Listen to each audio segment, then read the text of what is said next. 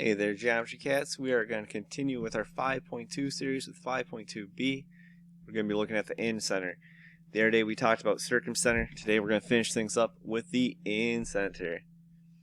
Now the Incenter is pretty neato because this one's formed by angle bisectors.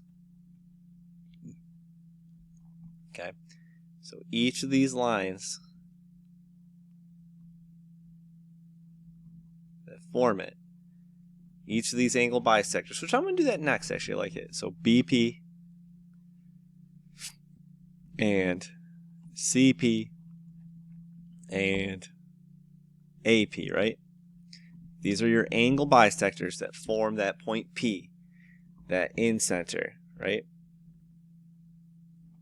Now the incenter is interesting because you remember the circumcenter was equidistant, the same distance from every vertex. The incenter is the same distance from every side of the triangle, from all the sides of the triangle. So where the circumcenter was, you drew a circle on the outside. This one is actually the center of a circle on the inside. Okay, that's why it's called center, incenter. It's the inside circle center. So like if you had a bunch of roads and you wanted to put your drinking fountain equidistant from each road, you would actually find the incenter. Okay, so incenter is a circle on the inside. It's equidistance from each point. Okay. Oopsie, sides. So like for this one, we list our angle bisectors. Our incenter is P, and now it's equidistance. So all these are the same distance from the sides. Okay. What else is unique and interesting about it is, if you recall from our 5.1 days, that's an angle bisector. Both these are congruent, right? Both these parts. Both these parts would be congruent as well.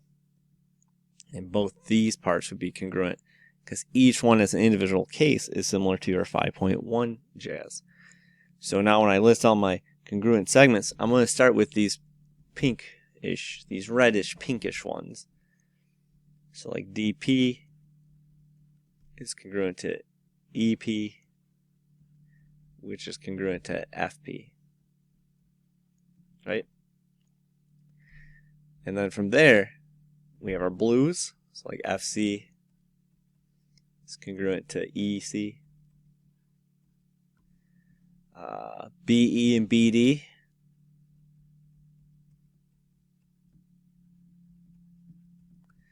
and AD and AF.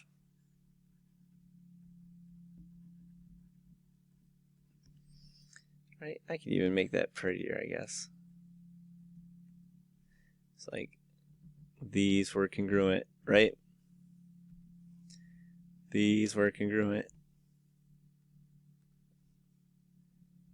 These are congruent. Okay?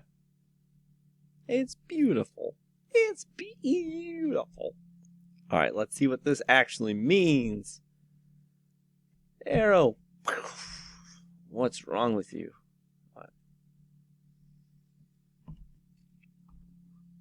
So let's try one of these beasts. Alright, so P is the incenter.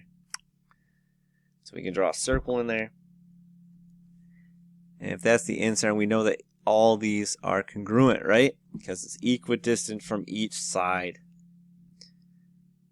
So if MP is 8, NP would also have to be 8. Alright. We also know that each of these pieces is congruent as well.